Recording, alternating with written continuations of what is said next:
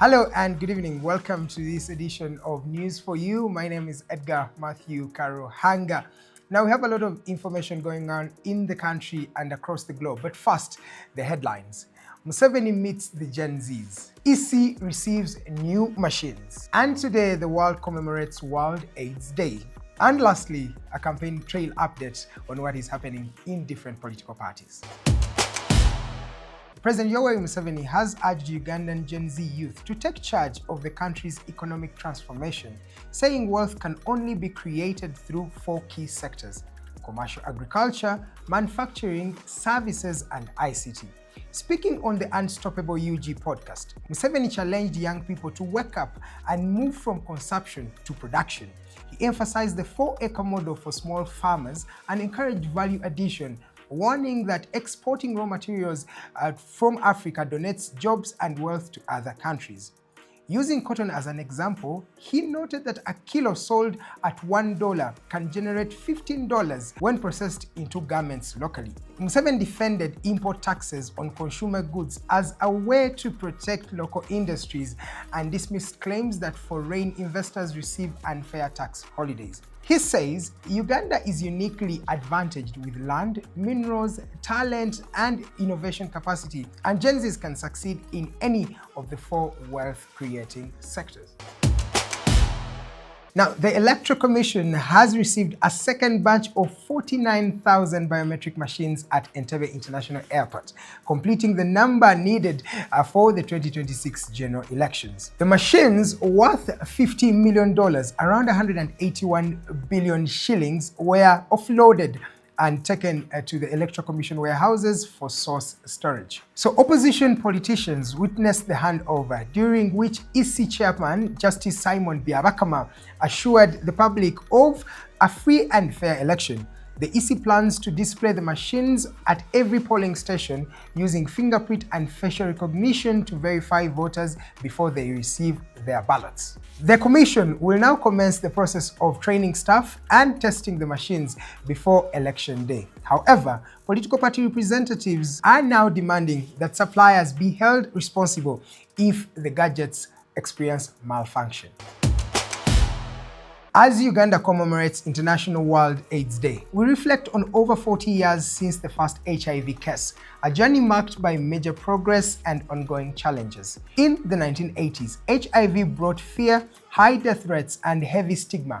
Over time, national campaigns, community efforts, and global support have since helped reduce infections and death. AIDS-related deaths have dropped from 56,000 in 2010 to 20,000 in 2024, while new infections fell from 96,000 to 37,000. Uganda is nearing the global 95 to 95 goals. 94% of people with HIV know their status, 90% are on treatment, and 96 of those are virally suppressed. However, challenges still persist. Stigma keeps many from testing or treatment, and some districts, especially central and peripheral urban areas, continue with high record infections. With 38,000 new cases in 2023, officials warn that the numbers remain too high.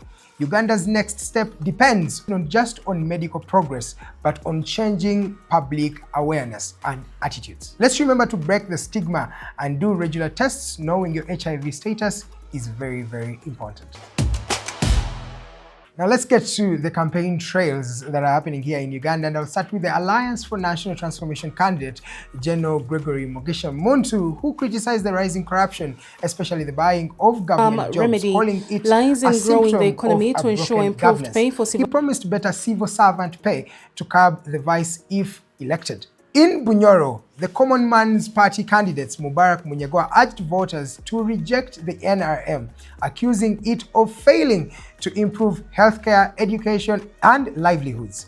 He pledged fair and balanced service delivery for local communities. FDC's Nathan Nadala Mafabi, campaigning in Nakaseke, vowed to restore land to its rightful owners and fix its poor infrastructure. He accused government officials of enabling land grabbing and promised stronger protection of citizens, property, and their rights. Today, the presidential candidates were in different areas. I'll start with President Museveni, who was in Rampara in Mbarara City today. Then Chagulanyi Robert Sentamu has been in Kira and Chadondo East Municipality. Munyagwa Mubarak from the Common Man's Party was in Hoima City, and Nathan Nandala Mafabi was in Entebbe Municipality and also Makindye Sabagabo. Now, Kasibante Robert from the NPP National Peasants Party was in Lira City and also in some parts of Dokolo. Gregory Mugisha Muntu from the Alliance for National Transformation was in Namayingo and Bugweri, and of course Joseph Mabidizi from the CP was in Lira and Dokolo as well. Now, for more information on the campaign trails, do tune in to NBS Live at 9. We'll be able to touch base on all those details. You're still watching News for You. Now it's time to go for the sports segment, and we have Bashir, who's already live for us to give us a bit or snippet on what is happening in the world of sport. Hello, good people. It's your boy Bashir here, and I'm back again with the sports updates on News for You. And guess what? Yes, this weekend things happened. Teams dropped points. Some teams got points. Some teams got red cards. Some teams got yellow cards. It was amazing. But what's the highlight for the weekend for me was the Arsenal up against Chelsea game. For everyone's weekend, and actually we saw Chelsea drawing against Arsenal. 10 men Chelsea meanwhile pressed Arsenal like there were like 12 men in that team. Arsenal, my only excuse for Arsenal not winning yesterday's game is they were too tired. They played a lot of high pressure game against Bayern. They played a lot of high pressure game over the weekend. So man, the guys are tired. Cut them some slack. So yeah, Arsenal dropped 2 points against Chelsea, drawing 1-1. We saw Trevor Chalobah scoring that goal for Chelsea, and then Mikel Merino scoring the equalizer for Arsenal. But yeah, we also saw Caicedo getting the red card for Chelsea. So man, that could have really helped Arsenal work in their favor. And guess what? The team played whatever they played. We saw Eze being subbed off, and they brought Gyökeres, who failed to get us a goal anyway. So yeah, man, Arsenal is still leading the table, but we lost that particular one. Then we had Man City beating Leeds. Foden scoring like 2 goals. Then we had Vardio is also another goal. But then the highlight for this particular game is Haaland. He's not been seen scoring. This weekend he didn't score. The other weekend he didn't score. What could be the problem? Is he missing Kevin De Bruyne? What is the problem? He's not getting goals. Then we saw Liverpool getting back to winning ways. Are they back to winning ways really? Mohamed Salah didn't play in this particular game, but we saw Alexander Isak scoring the 60th minute, around the 62. Then Cody Gakpo sealing it up in the 90th plus 2 minutes. So Liverpool beat West Ham 2 goals, but Lucas Paqueta had a red card in this particular game. So did this also work in their favor? I don't know, you tell me. So we had also massive goals from Newcastle beating Everton 4-1. Do you know 4 goals? That's crazy. But also the biggest one for my haters, Manchester United. So they played Crystal Palace this weekend and they beat Crystal Palace 2-1. So we had Crystal Palace scoring that first goal, Philip Mateta with that penalty. Then Manchester United came back in the second half and showed them, you know what, we are the guys. Joshua Zirkzee and Mason Mount scoring those goals that seal it up for Manchester United. So yeah, man, that was the update. But let me read for you the table, how it stands now. Arsenal is leading with 30 points. But guess what? Who is behind them? Manchester City with 25 points. So it's only a 5-point difference as we talk right now. Then on the third, we have Chelsea with 24 points. So those are 6-point differences. So if Chelsea wins 2 more games and Arsenal loses 2 games, that means they go top. Or they level up on points. But if Man City win 2 games and Arsenal is losing those games, they go ahead of Arsenal. So we wait to see how. But we have Aston Villa on 4th. Then we have Brighton on 5th. Sunderland on 6th. Sunderland is one team that has actually been more surprising their comeback this season. Then Manchester United on 7th with 21 points. So I don't know who you guys think is going to win the Premier League this season, but me, I still think it's Arsenal. I know they won't fumble it.